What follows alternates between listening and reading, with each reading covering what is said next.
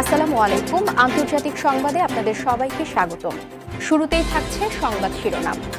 গাজায় ইসরায়েল কেন প্রতিনিয়ত হামলা চালাচ্ছে? ৭ই অক্টোবর পরবর্তী নিরাপত্তা নাকি দীর্ঘমেয়াদী দখলের পরিকল্পনা? গভীর বিশ্লেষণ।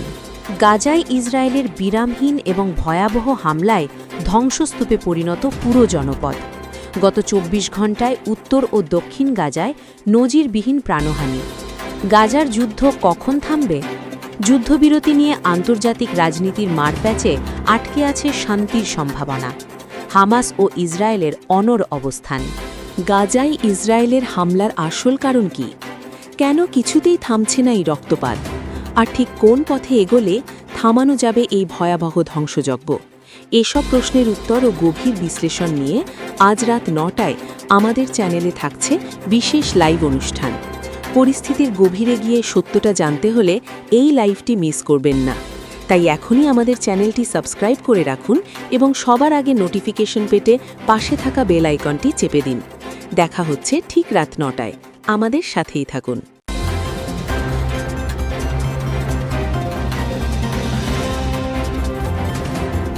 গাজায় ইসরায়েল কেন প্রতিনিয়ত হামলা চালাচ্ছে? ৭ই অক্টোবর পরবর্তী নিরাপত্তা নাকি দীর্ঘমেয়াদী দখলের পরিকল্পনা? গভীর বিশ্লেষণ।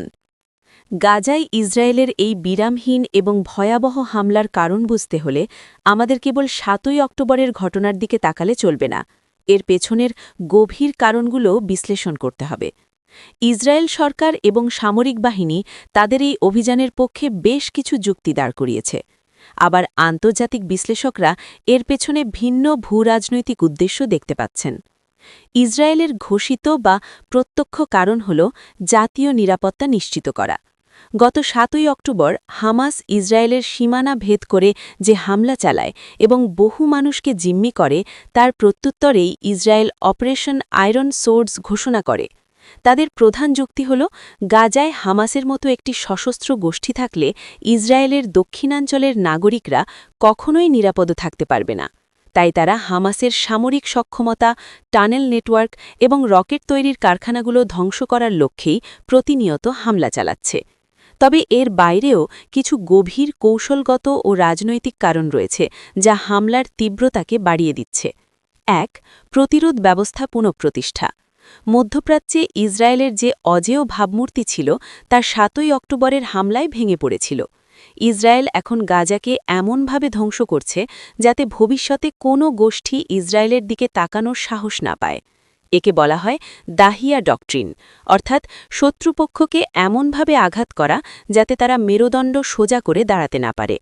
২. জনমিতি ও মানচিত্র পরিবর্তন। অনেক বিশ্লেষক মনে করেন ইসরায়েলের একটি অঘোষিত লক্ষ্য হল উত্তর গাজাকে জনশূন্য করে সেখানে একটি বাফার জোন বা নিরাপত্তা বলয় তৈরি করা। এজন্যই তারা উত্তরাঞ্চলের মানুষকে দক্ষিণে সরে যেতে বাধ্য করছে এবং সেখানে অবকাঠামো ধ্বংস করছে যাতে মানুষ আর ফিরে আসতে না পারে। ৩. গ্যাসের নিয়ন্ত্রণ। গাজার সমুদ্রসীমায় বিপুল পরিমাণ প্রাকৃতিক গ্যাসের মজুদ রয়েছে। অভিযোগ রয়েছে ইসরায়েল গাজার ওপর পূর্ণ নিয়ন্ত্রণ প্রতিষ্ঠা করে এই জ্বালানি সম্পদের ওপর একচ্ছত্র আধিপত্য বিস্তার করতে চায়। ৪. নেতানিয়াহুর রাজনৈতিক স্বার্থ। ইসরায়েলের বর্তমান কট্টর ডানপন্থী সরকার তাদের ভোটারদের খুশি রাখতে এবং নিজেদের শক্তিশালী প্রমাণ করতে এই হামলা চালিয়ে যাওয়াকে রাজনৈতিক কৌশল হিসাবে বেছে নিয়েছে। যতক্ষণ যুদ্ধ চলবে ততক্ষণ নেতানিয়াহুর গদি নিরাপদ থাকবে, এমনটাই মনে করেন দেশটির অনেক রাজনৈতিক বিশ্লেষক। মূলত হামাসকে নির্মূল করার নাম করে ইসরায়েল গাজায় এমন এক পরিস্থিতি তৈরি করতে চাইছে যাতে আগামী কয়েক দশকের জন্য ফিলিস্তিনিরা আর কখনোই মাথা তুলে দাঁড়াতে না পারে এবং গাজার নিয়ন্ত্রণ পুরোপুরি ইসরায়েলের হাতে চলে আসে।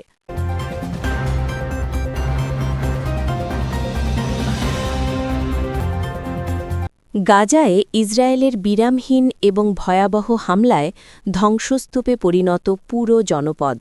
গত ২৪ ঘণ্টায় উত্তর ও দক্ষিণ গাজায় নজিরবিহীন প্রাণহানি।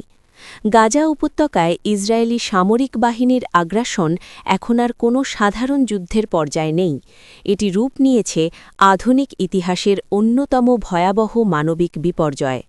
গত ২৪ ঘণ্টায় গাজার উত্তর থেকে দক্ষিণ প্রতিটি প্রান্তরে ইসরায়েলি বিমান ও আর্টিলারি ইউনিট একযোগে হামলা চালিয়েছে। বিশেষ করে উত্তর গাজার বেইত লাহিয়া, জাবালিয়া শরণার্থী শিবির এবং দক্ষিণের খান ইউনুস ও রাফা শহরে গতরাতে যে পরিমাণ বোমাবর্ষণ করা হয়েছে তার নিকট অতীতের সব রেকর্ড ছাড়িয়ে গেছে।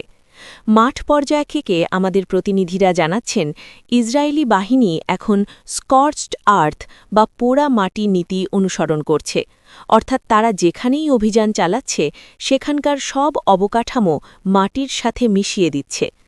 গাজার সিভিল ডিফেন্স কর্মীরা জানাচ্ছেন, হাজার হাজার টন কংক্রিটের নিচে চাপা পড়ে আছে শত শত নারী ও শিশু।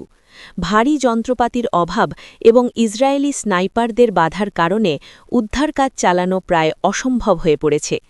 আল শিফা এবং নাসের হাসপাতালের মতো বড় চিকিৎসা কেন্দ্রগুলো এখন কার্যত অকার্যকর। সেখানে বিদ্যুৎ নেই, অ্যানেস্থেসিয়া নেই, এমনকি ব্যান্ডেজ করার মতো সাধারণ সরঞ্জামও ফুরিয়ে গেছে।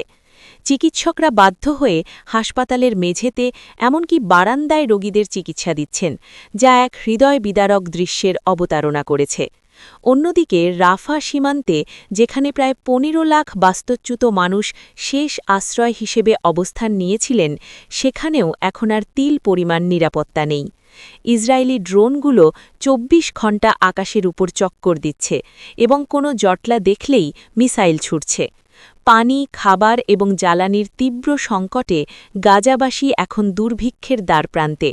জাতিসংঘের মতে গাজার প্রতিটি মানুষ এখন ক্ষুধার্ত এবং সুপেয় পানির অভাবে সংক্রামক রোগ মহামারী আকারে ছড়িয়ে পড়ছে। সব মিলিয়ে গাজা এখন এক মৃত্যুপুরী, যেখানে প্রতি মুহূর্তেই মৃত্যুর সাথে পাঞ্জা লড়ছে লাখো মানুষ।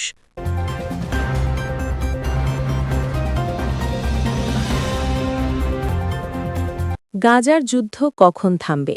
যুদ্ধবিরতি নিয়ে আন্তর্জাতিক রাজনীতির মারপেচে আটকে আছে শান্তির সম্ভাবনা। হামাস ও ইসরায়েলের অনড় অবস্থান। বিশ্বজুড়ে কোটি কোটি মানুষের মনে এখন একটাই প্রশ্ন, গাজার এই রক্তক্ষয়ী যুদ্ধ আসলে কবে থামবে? আপাতদৃষ্টিতে যুদ্ধের সমাপ্তি নিয়ে ধোঁয়াশা তো কাটছেই না, বরং দিন দিন তা আরও জটিল সমীকরণে আটকে যাচ্ছে। আন্তর্জাতিক বিশ্লেষক এবং সামরিক পর্যবেক্ষকদের মতে এই যুদ্ধ সহসেই থামার কোনো লক্ষণ নেই এবং এর পেছনে প্রধানত ৩টি বড় কারণ কাজ করছে। প্রথমত, দুই পক্ষের অনড় অবস্থান। ইসরায়েলি প্রধানমন্ত্রী বেঞ্জামিন নেতানিয়াহু বারবার ঘোষণা দিচ্ছেন যে হামাসকে পুরোপুরি নির্মূল না করা পর্যন্ত এবং গাজা থেকে হামাসের শাসন ক্ষমতা সম্পূর্ণ বিলোপ না করা পর্যন্ত যুদ্ধ চলবে। নেতানিয়াহুর জন্য এই যুদ্ধ টিকিয়ে রাখা তার রাজনৈতিক অস্তিত্বের প্রশ্ন হয়ে দাঁড়িয়েছে। তিনি জানেন, যুদ্ধ থামলেই তার সরকারের বিরুদ্ধে দুর্নীতির মামলা এবং ৭ই অক্টোবরের ব্যর্থতার তদন্ত শুরু হবে। তাই তিনি যুদ্ধ দীর্ঘায়িত করতে চাইছেন। অন্যদিকে হামাসও তাদের অবস্থানে অটল। তারা সাফ জানিয়ে দিয়েছে, গাজা থেকে ইসরায়েলি সেনাদের সম্পূর্ণ প্রত্যাহার এবং স্থায়ী যুদ্ধবিরতি ছাড়া তারা জিম্মিদের মুক্তি দেবে না। দ্বিতীয়ত, আন্তর্জাতিক মধ্যস্থতার ব্যর্থতা। কাতার, মিশর এবং আমেরিকা বারবার দোহা ও কায়রোতে আলোচনার আয়োজন করলেও কোনো কার্যকরী সমাধানে পৌঁছানো সম্ভব হয়নি। আমেরিকা মুখে যুদ্ধবিরতির কথা বললেও জাতিসংঘের নিরাপত্তা পরিষদে যুদ্ধবিরতির প্রস্তাবে ভেটো প্রদান এবং ইসরায়েলকে সামরিক সহায়তা দেওয়া অব্যাহত রাখায় শান্তির পথ রুদ্ধ হয়ে আছে। তৃতীয়ত, ভূ-রাজনৈতিক স্বার্থ। এই যুদ্ধ এখন আর গাজার মধ্যে সীমাবদ্ধ নেই। লেবাননের হিজবুল্লাহ এবং ইয়েমেনের হুতিদের জড়িয়ে পড়া এবং ইরানের সাথে ইসরায়েলের ছায়াযুদ্ধ, সব মিলিয়ে এটি একটি আঞ্চলিক সংঘাতের রূপ নেওয়ার শঙ্কায় আছে। যতক্ষণ না আমেরিকা এবং ইরান একটি বড় কোনো সমঝোতায় আসছে অথবা ইসরায়েলের ওপর বড় কোনো আন্তর্জাতিক চাপ সৃষ্টি হচ্ছে, ততক্ষণ এই যুদ্ধ চলতে পারে বলে আশঙ্কা করা হচ্ছে। তাই সামরিক বিশ্লেষকরা সতর্ক করছেন, এই সংঘাত আরও দীর্ঘায়িত হতে পারে, এমনকি তা বছর জুড়লেও অবাক হওয়ার কিছু থাকবে না।